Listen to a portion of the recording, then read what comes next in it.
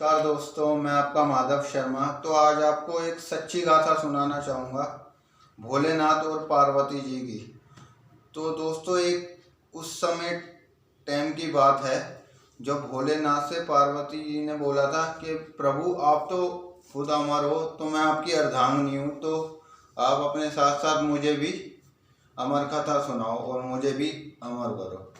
तो भोलेनाथ ने कहा वैसे तो ये अमर कथा किसी को मैं सुनाता नहीं हूँ, पर आपने इतनी जिद करी, ऐसी ऐसी बात बोली, तो मैं सुनाता हूँ। तो वो हिमाचल पर्वत में बैठे थे। वो कथा ऐसी है कि दूसरा ना सुन ले उसका था वो। तो बस वो भगवान ने पार्वती जी के लिए खास सुनाने के लिए, आराम करने के लिए सोचा था। तो भोलेनाथ अपना जैसी समाधि में बैठे थे, उन्होंने अपने त्रिशूल को उठाया।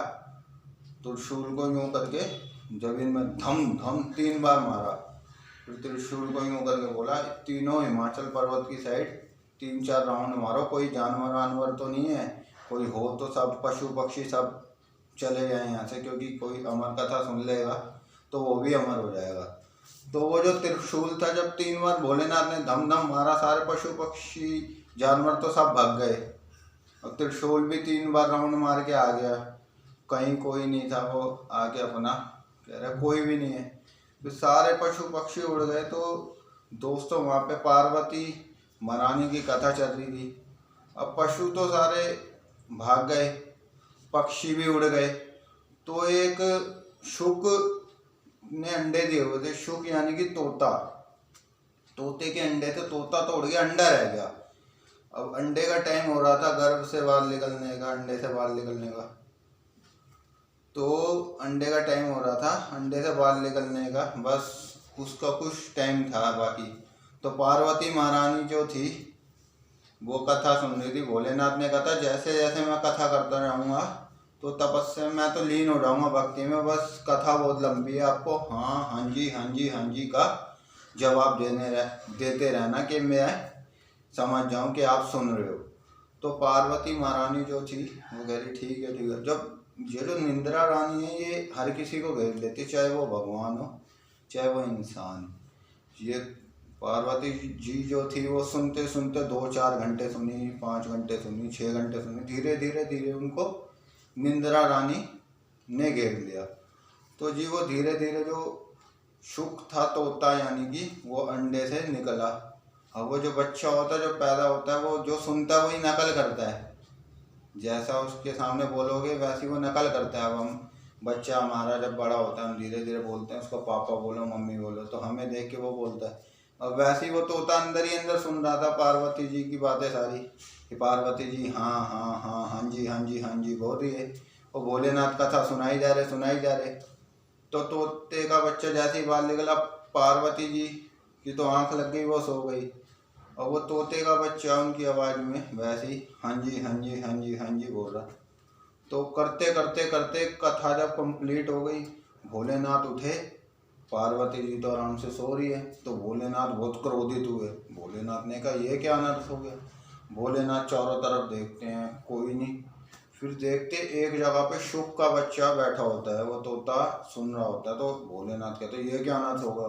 भोलेनाथ गुस्से में अपने विकराल रूप में तीसरी आँख खोल के, आँखें बिल्कुल लाल, कह रहे ये तो बहुत पाप हो गया। इस तोते ने कथा सुन ली, ये तो अमर हो गया। पार्वती जी तो सो गई, ये तो अमर हो गई, ये कैसे हुआ।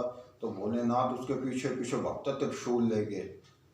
तो वो तोता भी बहुत तेज उड़ता है। तो एक कोई स्त्री होती है हमारे, जो एक पुजारी पंडित थे उस टाइम में, उनका नाम वेद व्यास जी था। तो उनकी वाइफ ने, उनकी बीवी ने यूं करके उबासी सी लेते नहीं, मुंह खोलते हैं यूं मुंह खोला। वो तोते का बच्चा मुंह से अंदर जाके उनके पेट में चला गया, वो गर्भ में जाके बैठ गया।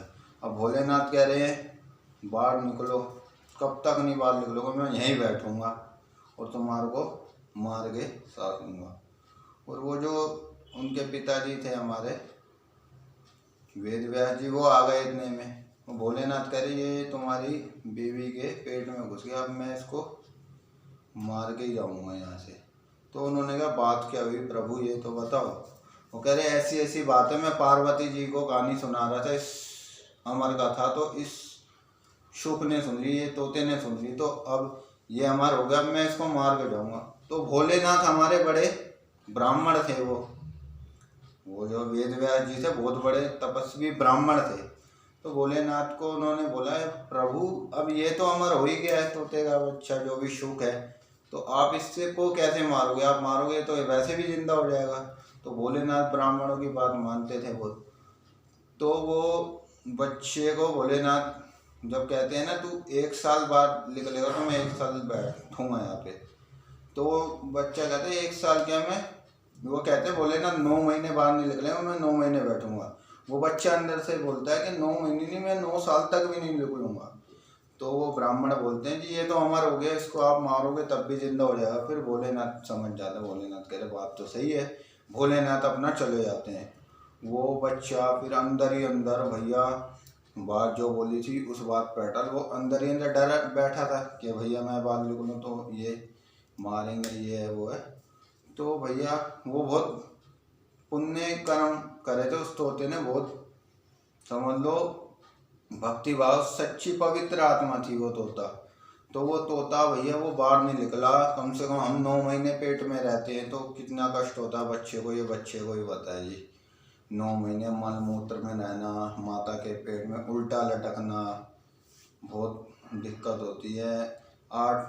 3-4 महीने में तो कच्चा मांस होता है जो माँ खाती है वो बच्चे को बहुत लगता है। जली हुई चीज़ें जैसे किसी ने तीखी चीज़ खा ली, गोलगप्पे का पानी वगैरह, बहुत दिक्कत होती है। मांस का लोथड़ा टाइप का बच्चा होता है तो फिर बहुत दिक्कत होती है। तो फिर वो समझ लो हम 9 महीने रहते हैं, बच्चे को इतनी दिक्कत होती है, तो वो 9 साल भी नहीं 12 साल तो उसकी माँ को इतनी दिक्कत होती थी। अब 9 महीने माँ बच्चा पेट में रखती है, धीरे धीरे बच्चा तो बड़ा होता है, वो 9 महीने इतनी दिक्कत हो तो 12 साल वो हाय भगवान ये मेरी कोख से बाल निकले, मेरे को बहुत कष्ट होता है ये वह, तो हमेशा भगवान से ही मांगती थी। तो भाई वो बच्चा भी था जो वो भी भगवान से ये कहता था भगवान मैं जब भी बाल निकलूँगा, ये जब ये मोह माया मुझे नहीं गिरेगी। तो एक बार भगवान ने कहा अब यार ये किसी ब्राह्मणी है और ये भी इतनी भक्ति करती है, मेरी इतनी तपस्या करती है और रोज़ मेरे से मांगती है, अगर मैं इसकी बात ना मानूँ तो मैं भी वो होऊंगा कि मेरे में भी कोई तरस हो। एक बार भगवान विष्णु प्रकट हो गए। भगवान को वो बच्चा कहता है कि आप तो मायापति हो, मैं जब भी आप आयो मैं जब भी बाल निकलूँगा आप ये कह दोगे कि मेरी माया तुझे नहीं घेरेगी। फिर भगवान विष्णु उसके सामने खड़े होकर बोलते हैं मैं मायापति, मैं तुझे ये अपने उससे बोलता हूँ और ये वरदान देता हूँ मेरी माया तुझे नहीं घेरेगी। वो जैसे ही पैदा होते हैं, उनका नाम है सुखदेव मुनि महाराज जी, जैसे ही पैदा होते हैं पैदा होते ही अपना सीधा तपस्या करने निकल जाते हैं। उनकी माँ बुलाती बेटा रुको, पापा बुलाते बेटा पुत्र रुको, पर नहीं वो सीधा अपना तपस्या में लीन हो जाते, जंगलों में जाकर घनी तपस्या करके इतने बड़े तपस्वी बनते हैं दोस्तों, इतने बड़े। तो दोस्तों ये थी सुखदेव मुनि जी की कहानी।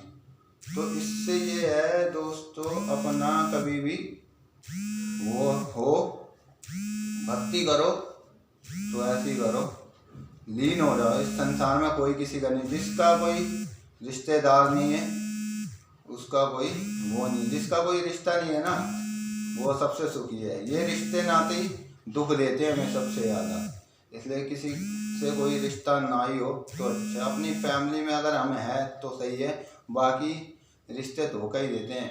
पर एक बात फैक्ट है, मैं तो कह रहा हूँ अपने लाइफ में सारे रिश्ते एक न एक बार धोखा देते, चाहे वो बहन का हो या भाई का हो, पर एक ऐसा रिश्ता है जो कभी धोखा नहीं देता, वो मेरे हैं किशन कन्हैया जी का, ये मेरे भगवान जी का। इनकी बस एक बार उंगली पकड़ा के देखो, पूरा हाथ पकड़ेंगे और तुम्हें भव से पार कर देंगे। इसलिए मेरे साथ मिल के बोलो हरे कृष्णा हरे कृष्णा।